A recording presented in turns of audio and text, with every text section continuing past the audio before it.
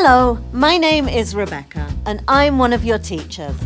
Today, you are going to learn what the most important prepositions of movement are and how to use them.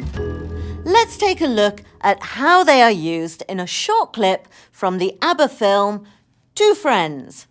Victor is going to dinner at Mike's house, but he doesn't know how to get there. Let's see how Mike gives Victor directions using prepositions of movement. Of course, Mike. I'm counting on it. I'm expecting you at 8. Take the train to Greenwich. How do we get to your place from the station? Well, when you come out of the station, walk across the street. Towards the park. That's right. Go through the park and round the fountain. Then walk past the museum and up the hill. Well, did you catch all the prepositions of movement? Let's see. How do I get to your place from the station? When you come out of the station, walk across the street. Go through the park and round the fountain. Walk past the museum and up the hill. Most English prepositions have several different functions. Also, different prepositions can have very similar uses. Often, the correct preposition cannot be guessed, and you will just have to learn them a few at a time. Now we are going to go through these prepositions and other prepositions of movement with some examples so you can understand their meaning and how to use them correctly. To and from. Let's start with the prepositions of movement to and from. We use to when indicating a destination. Let's see an example. He travels to work by bus.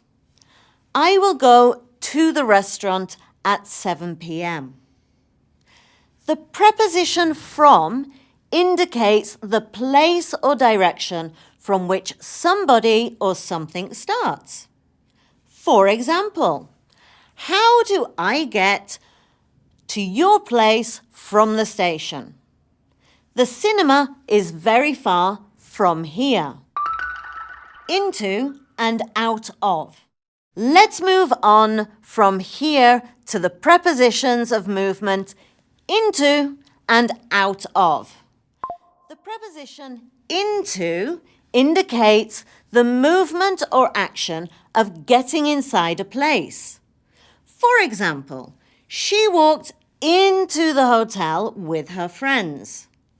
They went into the building, making a lot of noise. Be careful. Don't confuse into with in. In refers to a location or a position, whereas into indicates movement. For example, in the sentence, she is in the garden, the girl is already there. This sentence doesn't imply movement. However, the sentence, she walked into the garden, implies that the girl was not in the garden and she walked until she got inside the garden. This sentence implies movement. Let's see another example. They are in the library. They went into the library. Out of also indicates movement from within something or somewhere. For example, I was coming out of the cinema when I saw Mary. She took the keys out of her purse to open the door. Off. Let's look at the preposition of movement off.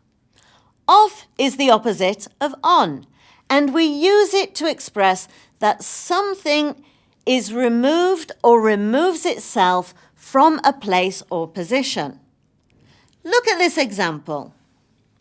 Take your shoes off the table and put them on the floor. I can't get the stain off the jacket. Up and down. Let's move on to the prepositions of movement up and down. If someone or something goes up, they move away from a lower or to a higher position. And if someone or something goes down, they go towards a lower position. Look at these examples that include both up and down. I always go up the stairs and go down in the lift to keep fit. We will climb up the mountain and go down by car. Over and under. Now, let's look at the prepositions of movement over and under. If one thing is over another thing, it means that it is in a position above or higher than it. For example, ladies and gentlemen, we are now flying over the Pyrenees. She put her jacket over her jumper because she was cold. Under is the opposite of over. If you go under something, you move to a lower position or place with respect to something else that would be over you. For example, he went hiding under his bed. They parked their car under a tree. Across and through. Are you ready for the prepositions of movement across and through? Across means to go from one side of a specific place or boundary to another. For example, the children walk across the bridge to get to school. They travelled across 3 countries in 7 days. Through means to move from one place or side of something to the other. Look at this. Every Sunday, we take a long walk through the park.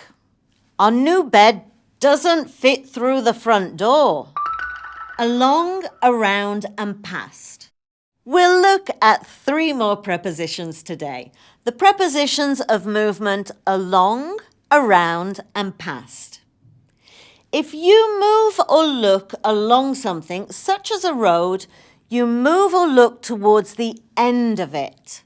For example, you will need to drive along this road to the football stadium.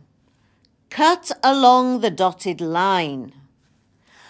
Around means to go along the edge of something in a circular direction and back towards your starting point. For example, the moon travels around the earth every 28 days. He paid attention to the architecture around him. And finally, past.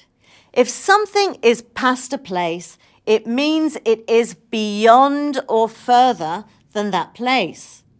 For example, walk past the museum to get to the library.